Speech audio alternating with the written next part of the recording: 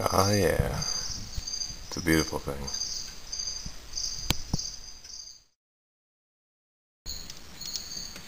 Hi folks. Today I thought I'd just share with you how we make Scandinavian egg coffee. What you'll need is a pot of water, coffee, and an egg. I'm making 2 cups of coffee, therefore I only need 2 tablespoons of coffee grounds, that is. Now if you're making more coffee, say like 10 cups or more, then you'll need to adjust your coffee grounds accordingly. But for this case, all I need is 2 tablespoons. And all you need to do is put your coffee grounds in a bowl, add your egg,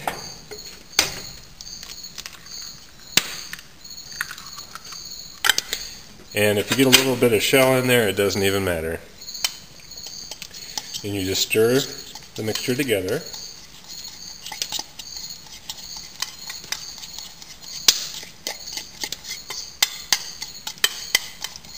Until it forms a mixture that is pretty thick. And what this is going to do is when you put this mixture of coffee grounds and egg into hot water, the egg is going to cook and it's going to trap all of the coffee grounds.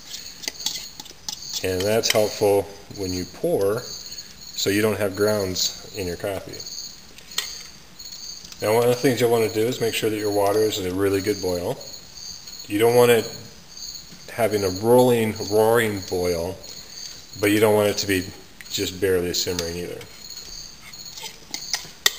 You need that egg to cook pretty well right off the bat. We've got a pretty good boil going, so we'll go ahead and add the egg coffee mixture.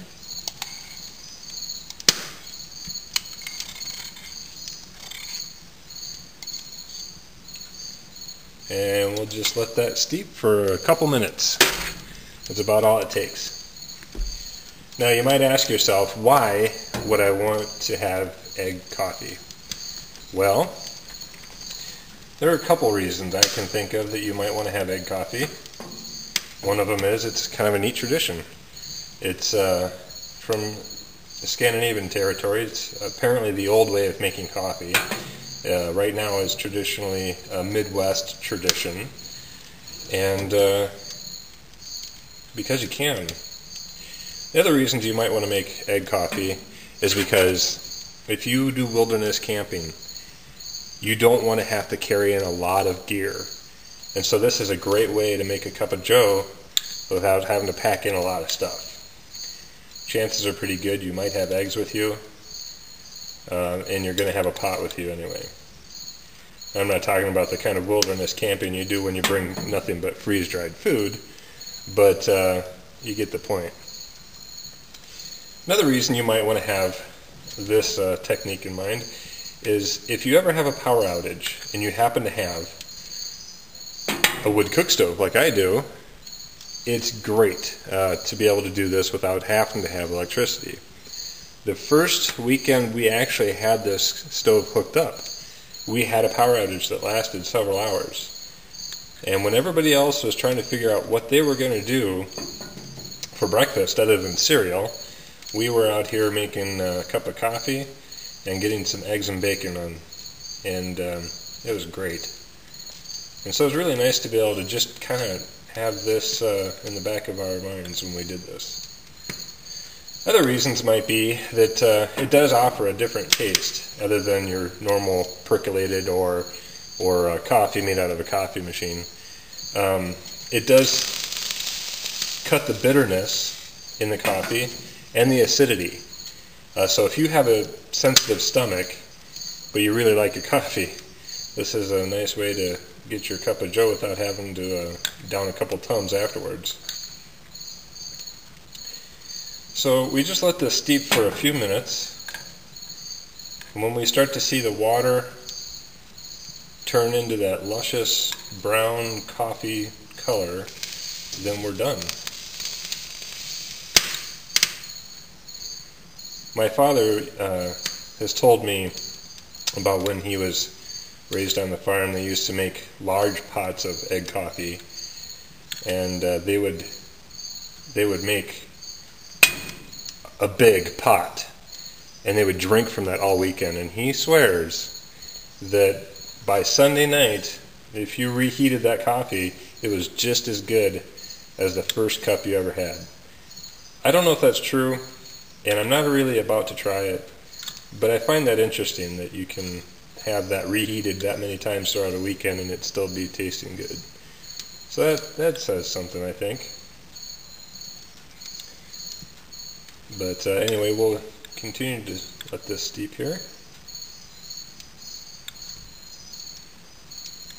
Now, another method that I've been told about, which is very similar to this, is when you have a much larger batch, you can add your egg and your coffee in it, and you'll have, you know, a clump in a bigger pot. And then when you're done, you add a cup of really cold water to it, and it'll make everything in this egg coffee mixture settle to the bottom. And then you can just pour your cup, or get your cup off the top. I haven't tried that. I probably will, but mostly right now I've been making these small batches, and that's kind of hard to do. So anyway, we'll let this steep for a little bit, and we'll get back to you here in just a moment. Okay, so once the coffee has steeped for a little bit, you just want to pull it off the heat and let it sit for a minute or two. Let it cool off some, and then you can go ahead and pour it in your cup, add whatever you'd like to add, and enjoy. See if we can do this here.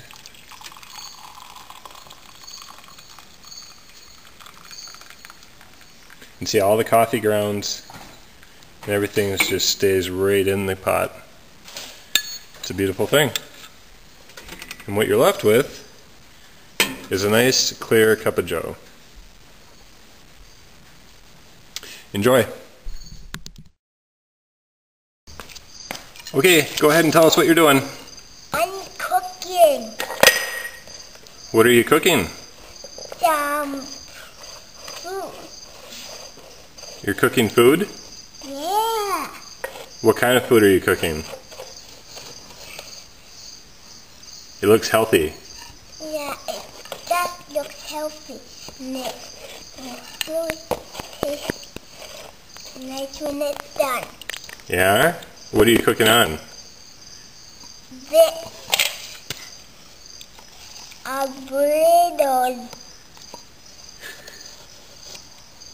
Is that your stove? Yeah. Ah, cool. I see the water You got water? in the heat. And eating and the rest is of the holder. And the bottom has wood under it. Then I place wood under it.